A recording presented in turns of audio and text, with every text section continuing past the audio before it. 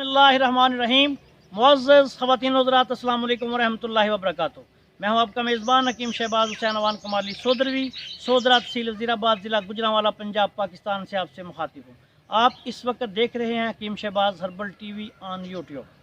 आज की इस मुख्तसर सी वीडियो में मैं आपकी खिदमत में एक ऐसी बूटी का तारुफ पेश करने जा रहा हूँ जो कि गंजेपन के लिए, बालों के झड़ने के लिए बेहद मुफीद है। और इसका आपने तेल तैयार करना है, रोगन तैयार करना है। इसका तरीका हम आपको बताते हैं जो कि गंजेपन के लिए और बालों के झड़ने के लिए बेहद मुफीद है। सबसे पहले इस बूटी का तारुफ मैं आपको करवाने जा रहा हूँ। इस बूटी को बाज़ लोग कंगी बूटी कहते हैं, लेकिन ये कंगी बूटी नहीं, लेकिन कंगी बूटी के ख़ानदान से आपको इस एक बूटी कह सकते हैं। बाज़ लोग इसको छोटा धतूरा के नाम से याद करते हैं, लेकिन ये छोटा धतूरा भी नहीं। छोटा धतूरा जो है वो और चीज़ होती है।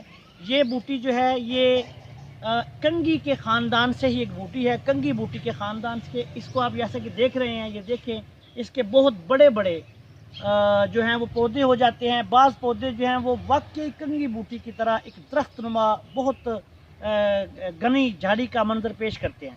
इस बूटी की निशानी और ये गौर से आप इसको देखें। सबसे पहले आप इसको देखें कि इसके ये तना जो होता है, इस पे ये स्टार से होते हैं, बालों की तरह, छोटे छोटे बालों की तरह इसके स्टार से होते हैं। और ये खुरदरा है। इसको ऐसे हाथ लगाएंगे आप तो छोटे छोटे कांटे आपको जो है ना महसूस होंगे।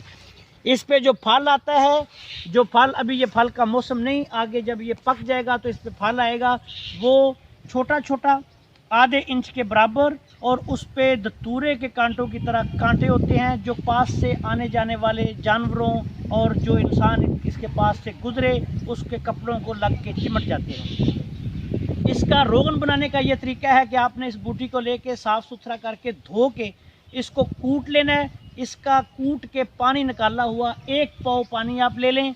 1 पाव पानी में आपने 1 पाव गाय का घी जो है वो डालना है। डाल के गाय का घी लेना है, किसी और यानी भैंस का घी या कोई और तेल आपने इसमें शामिल नहीं करना। गाय का घी लेना है, उसमें इसको, इस पौधे के पानी को आपने डाल के हल्की आंच पे रख के जला लेना है।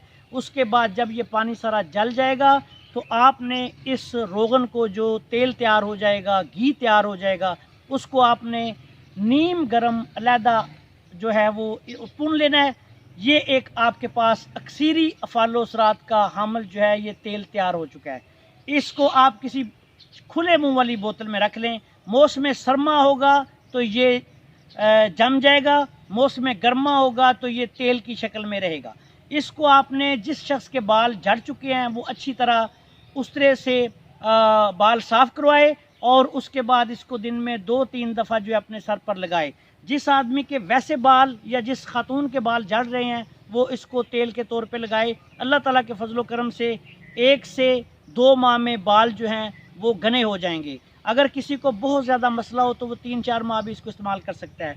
आखिर में इस दुआ के साथ आपसे इजाज़त चाहता हूँ कि अल्लाह ताला आपको तमाम ज़मीन व आसमानी आफातों बलियात से महफूज रखे और अपने इर्द गिर्द के दोस्तों का, भाइयों का, अजीज़ों का, रब का ख्याल रखिएगा। अस्सलाम वालेकुम वरहमतुल्लाहि वबरकातुहू।